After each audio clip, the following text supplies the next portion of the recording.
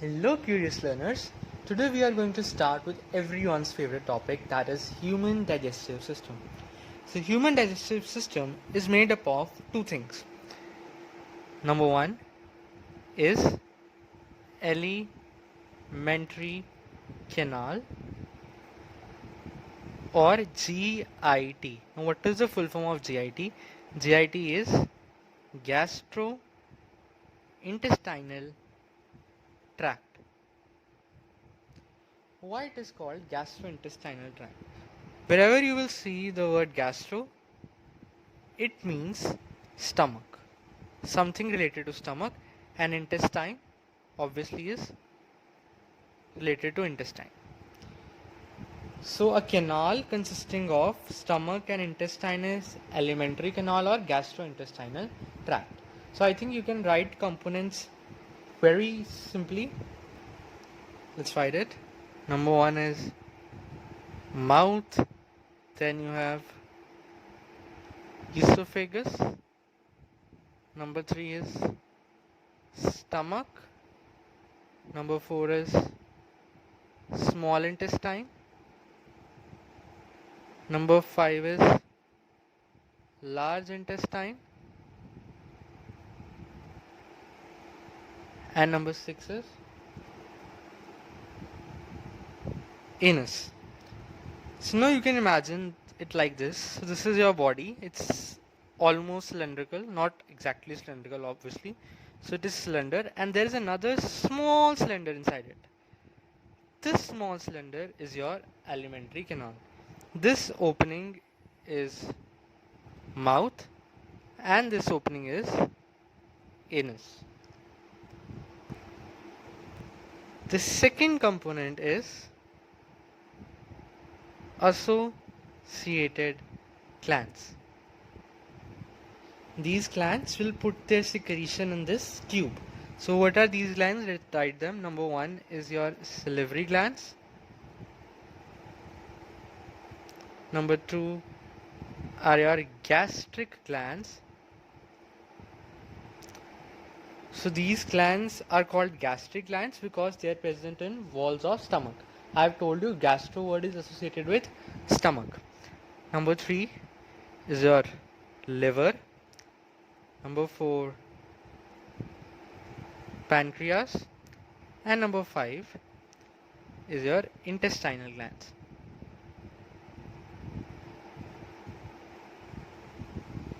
So the components are simple. Let's move further. Let's discuss what kind of process is digestion. Number 1, it is mechanical. What is the meaning of mechanical? Means a large particle is broken into smaller sized particle. So large is broken into small. When you chew, your large bite is broken into small particles, that is mechanical. And second is it is a biochemical process. What is the meaning of biochemical? Means enzymes are involved. What enzymes do? They break complex food or polymers into simple food or monomers. And this simple food is absorbable. What it actually means? What is a polymer? So polymer is made up of lot of units. For example, you can imagine it as a necklace of beads. So this necklace of beads is called polymer, and this is broken down individually into small units that are individual beads. This polymer will be acted by enzymes and bonds will be broken and it will be converted into simpler forms, and these simpler forms are absorbable. Why? Because our body cannot utilize this complex substances directly. Okay? Now let's see some examples of this complex food. Let me write it here. Number one we have is carbohydrates. Now the food that we take is chapati, rice, juices. All those things are nothing but carbohydrates. Carbohydrates in simple language you can call them sugars. And these carbohydrates are made up of lot of small units that are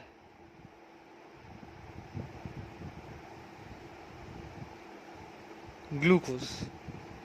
So what happens? This polymer of glucose gets broken down into individual glucose after digestion. So this is complex, this is simple. Number two example that we can take is of fats or lipids. This is present in ghee. So this will be broken down into fatty acid plus glycerol. You might be hearing these terms for the first time, but don't worry, you'll get familiar with them. And then number three is proteins. Proteins are present in your pulses, soybean, etc. These proteins are broken down to amino acids. So this is the food that we take, and when the complete digestion process occurs, then at the end we get glucose, fatty acid, glycerol and amino acids. So these are things obtained after digestion. Not only glucose, there are other sugars as well, but you have to remember only glucose. So here AA stands for amino acid. So amino acid, amino acid, amino acid, amino acid form proteins, and this get broken down to individual amino acid. These three things we require in large quantities. Also we require minerals and vitamins, but these we take in small quantities. Of course, water is also important. It provides medium for the reactions to occur in our body, right? So this was a basic introduction about the digestive system. One last thing that I would like to add is why we need to break large particles into smaller particles. Because see, here the surface area for the action of enzyme is less. And when you see smaller particles, surface area gets increased. Now let us draw a simple diagram to understand each part in detail. So the first part of alimentary canal is oral or buccal cavity. Let me label it here. This is oral or buccal cavity, and the opening of oral or buccal cavity is called as mouth, and mouth is guarded by an upper lip and lower lip. So this opening is called as mouth. After the food enters mouth, it comes to buccal cavity. Buccal cavity further has two components that are tongue and teeth. So let's discuss now these two. So teeth are involved in mastication of food. Now mastication include cutting or biting of food, then tearing, and last is crushing or grinding. So these are done by your teeth. They help to do what? Mechanical digestion. We have discussed this already, right? We have studied in smaller classes that teeth comes twice in a life. When you are born, the teeth are called as milk teeth, and they are 20 in number, and other are your permanent, that are 32 in number, right? Now there are 4 different types of teeth. I am just giving you names. The incisors, canines, premolars, and molars. There are These are incisors. Then there are sharp teeth, that are your canines, that you see very hugely developed in tigers, lions. So they are canines. Then there are premolars, and then there are molars. Similarly, there are premolars and there are molars. So this is the upper half jaw. There are 2 incisors, 1 canine, 2 premolars, and 3 molars. One last thing about teeth. You know that there are 3 parts of a teeth. The outer white part that is used for chewing is your enamel. Then there is a middle part that makes the majority of tooth, that is your dentine. And here in the middle is root. Let me mark this. So this middle part is nothing but root. This enamel part has calcium carbonate and calcium phosphates. This was a little detail about teeth. Now let's come to tongue. So tongue is a muscular organ, right? It is in your control. So the basic function of tongue, everyone knows, is it helps in speech production. Then it helps us to taste. Why? Because it has taste buds. Do you remember this diagram that we did in lower classes? That here it's bitter, here it's sweet, then this part sour, and this part is salty. There is one more function of tongue. We'll come to it after completing the glands present around mouth. So let's start. These orange structures that I have made are salivary glands. So let's label them. So these salivary glands present around your mouth produces saliva. When you see your favorite food, your mouth waters. That water is nothing but saliva. Now saliva has a very important enzyme, that is your salivary amylase. It has another name, that is ptyalin. P silent, it's called a ptyalin. So what is the function of salivary amylase? It starts the digestion of starch into simple sugars. Why I have written simple sugars, not glucose? Because it is not completely broken down. Starch is a type of carbohydrate. Let's imagine this is some part of starch. So it will be broken into something like this. Still, individual glucose is not separated. Some bonds are broken, okay? Let me extend it also. Yeah. Getting my point?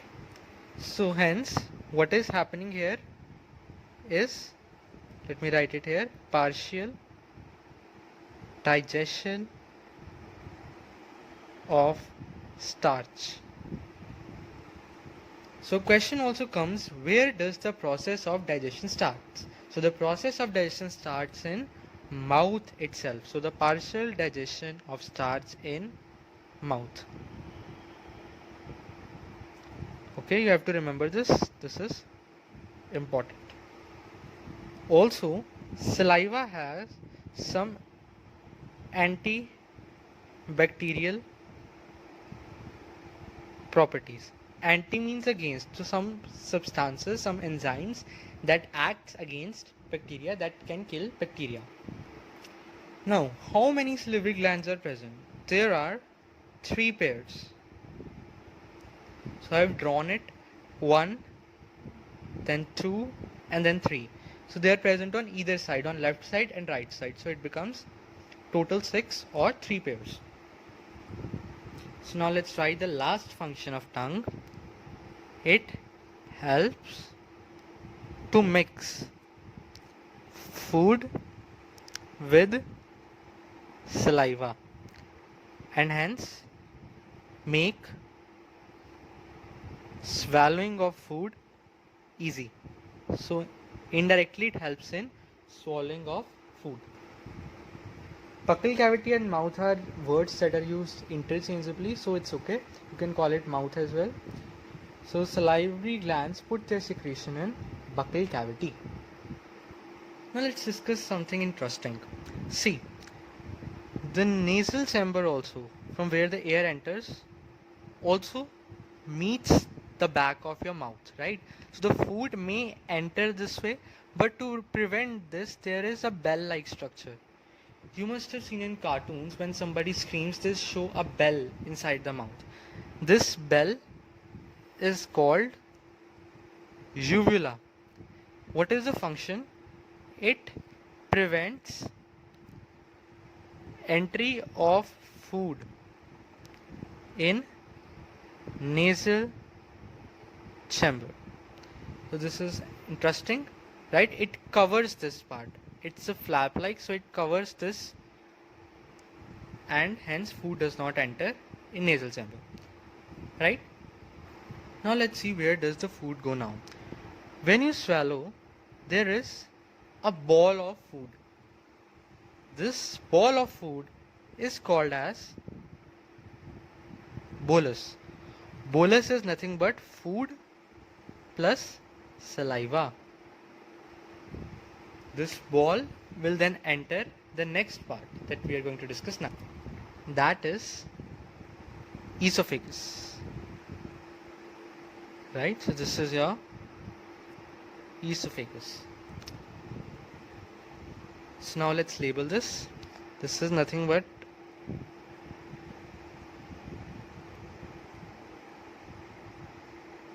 esophagus or food pipe, right? So this is a thin long tube that connect mouth or buccal cavity and stomach. So its length is approximately 25 centimeter. The important point that you have to remember about esophagus is no digestion occurs in esophagus because it doesn't have any enzyme secreting glands. Why no digestion? Because no enzyme. Okay, it has some mucus secreting cells. So यहाँ पे there will be a lining of mucus. Mucus is liquid substance that plays a role of lubrication so that there is no hindrance to the food. Here I would like to introduce you another term, that is peristalsis. So what is peristalsis? Let's first write its definition. So definition is rhythmic contraction and relaxations in the muscles present in the walls of alimentary canal that pushes the food down. So I want you to imagine this is your alimentary canal, right? So there's food here. See. So now what will happen? This part will push the food so that it moves down and this will catch it. Let me draw it the next stage. So it's the same level.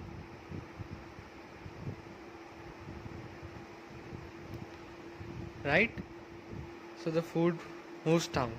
So it is something that upper part is leaving the food and the lower part catches it. So this part contracts and this part relaxes and catches this. Then further this will contract and this will catch. That is how peristalsis works. There are contractions and relaxations in the muscles Now this peristalsis is not only seen in esophagus, it is seen in other parts also. So let me tell you something extra. This is seen maximum in stomach and least in rectum. Next part of alimentary canal is stomach. So let's write features of stomach here only. It is a C-shaped bag-like organ. Food remains in stomach for about 3 to 4 hours, and the stomach receives secretion from the glands of stomach that are present in walls of stomach called as gastric glands. So now these gastric glands produce gastric juice. So this gastric juice has various components that are important. Number one is HCl, hydrochloric acid. So there are two functions of HCl that you have to remember. First one is easy, because it kills germs or pathogen. It kills germs or pathogens that enter with the food. And number two, it activates pepsinogen to pepsin. This is done by HCl because it creates acidic pH, and I have told you enzymes need a particular pH for their action. Number second component, I am writing it here, is of course pepsinogen. This pepsinogen is activated by HCl and converts into pepsin. Now what is the function of pepsin? So when it is converted to pepsin, pepsin digests proteins. See, the digestion is not complete. The digestion will be completed when the food enters small intestine and leaves it. Proteins will be converted into amino acid, the most basic unit of protein, when complete process of digestion has already occurred. Okay, so this will be again bigger chains are broken into smaller chains. The third component is mucus. It lines the wall of stomach and protect it from HCl. Of course, the acid is very strong. It can even destroy the cells of your stomach wall. So to protect them, there is mucus also secreted in the gastric juice. Now the next part where the food enters is nothing but your small intestine.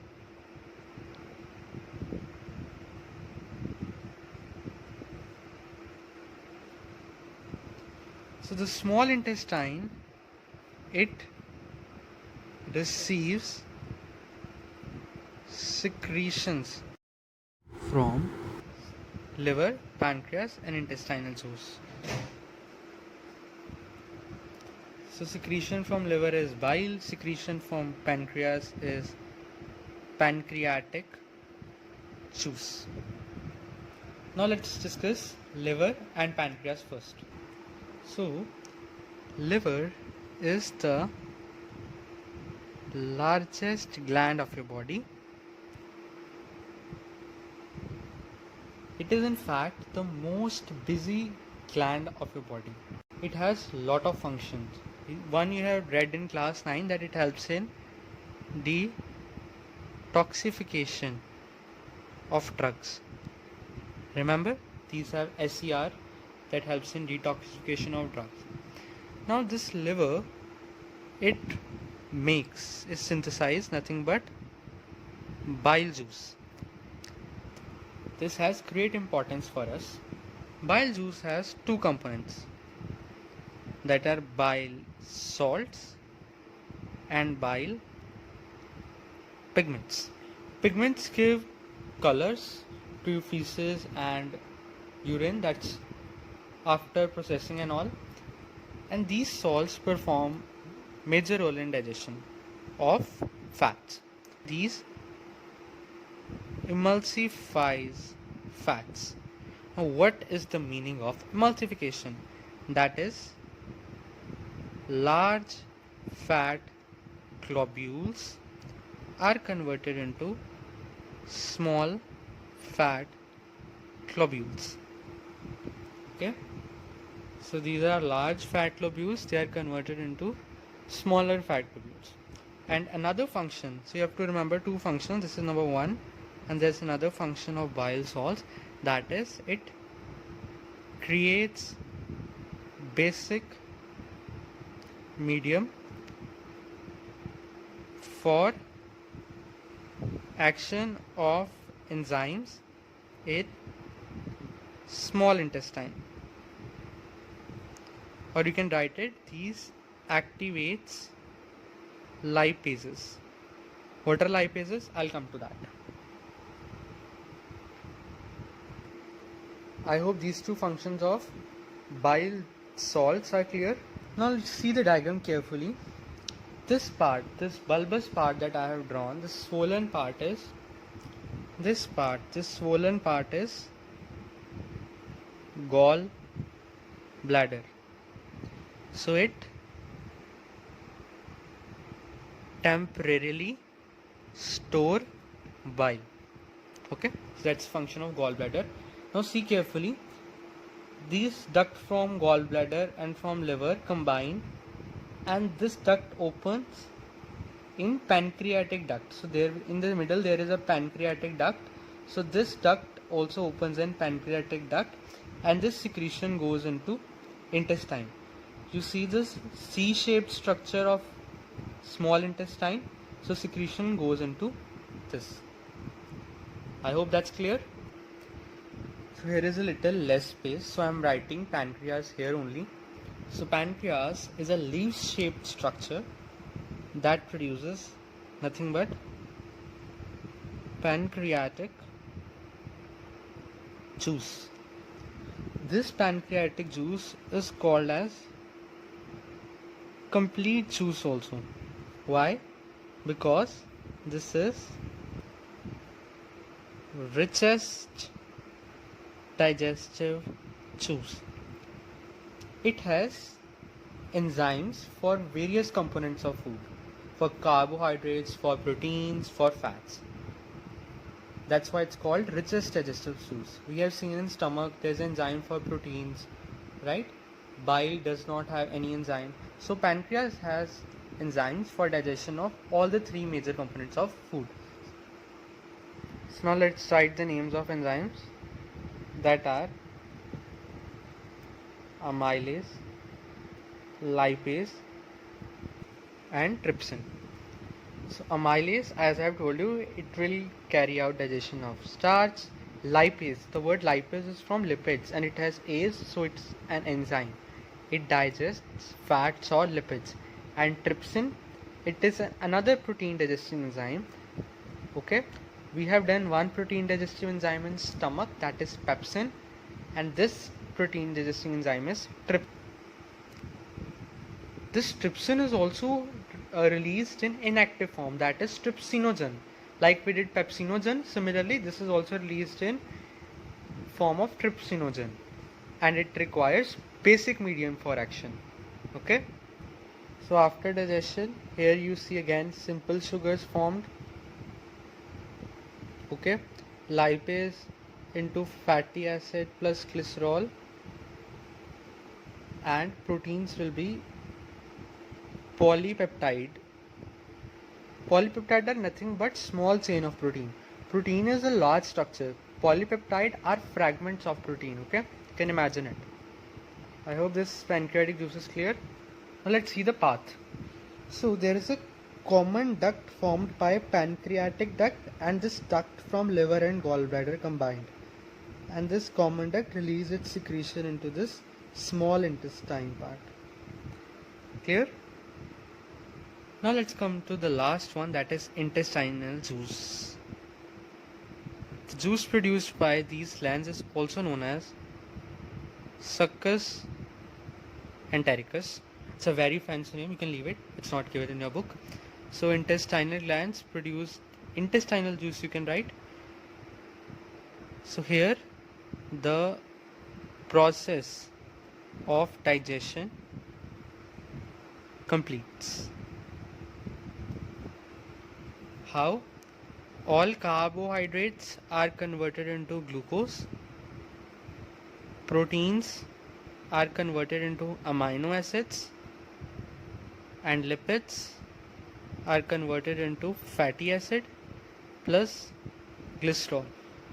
So this is where they are broken down into the monomers. Let's first label the remaining parts, then we'll discuss the further process. This one is large intestine because it is large in diameter, and this is your anus. You can label it rectum also, but rectum is a part of large intestine only. Large intestine further have three parts. There is cecum, colon and rectum. You need not to do them, but this is considered part of large intestine only. I can label it just for your reference. This is rectum.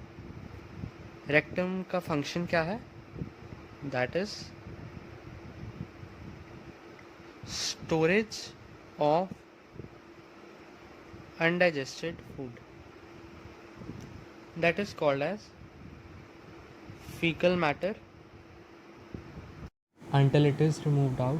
तो कहाँ पे store होगा? In rectum.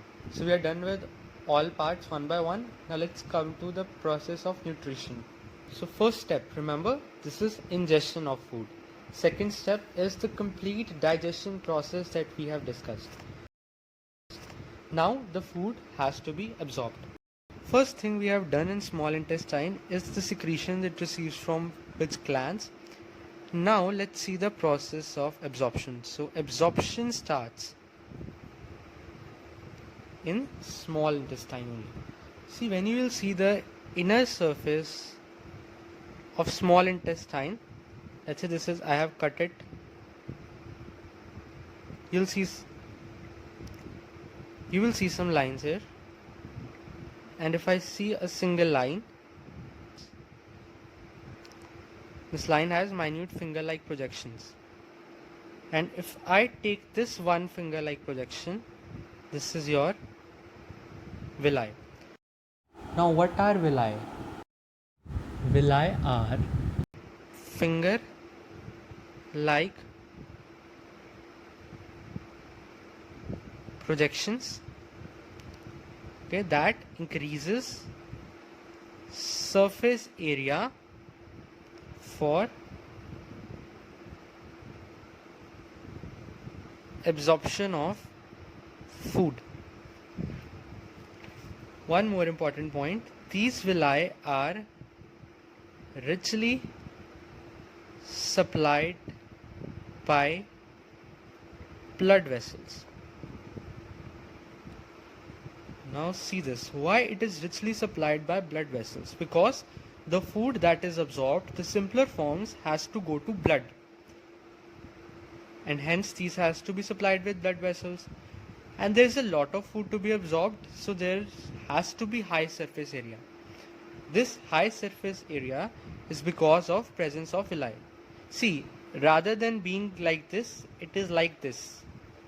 Okay, see, if I take this same length, which has more surface area? This one has more surface area. So villi increase the surface area, and these are present on inner wall. Okay, simple.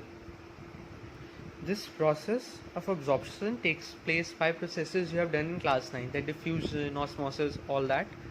You need not to go into details. One more thing I would like to tell you, that is absorption of fatty acid and glycerol. So this is very important.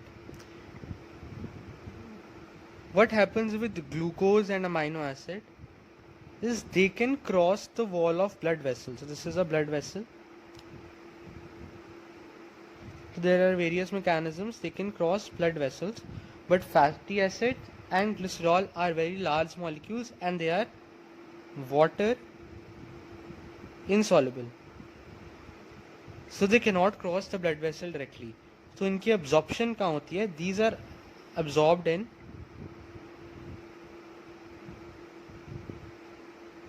lymph vessels, जिसको आप lacteals भी बोलते हो.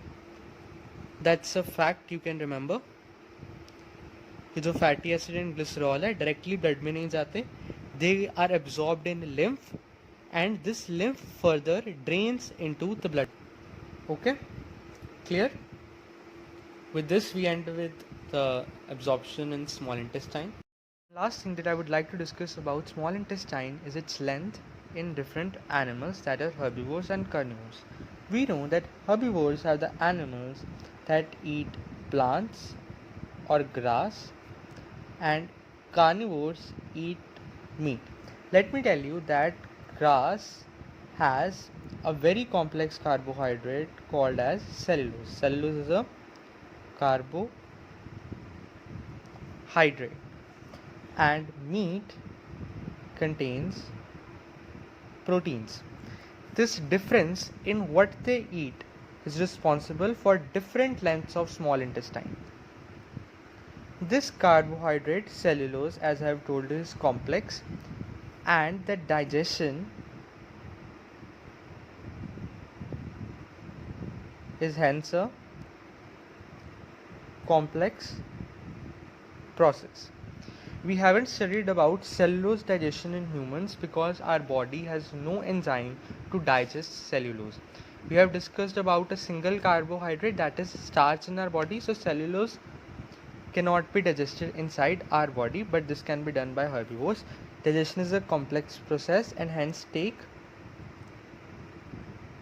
longer time. But digestion of proteins is a simple process and comparatively takes less time.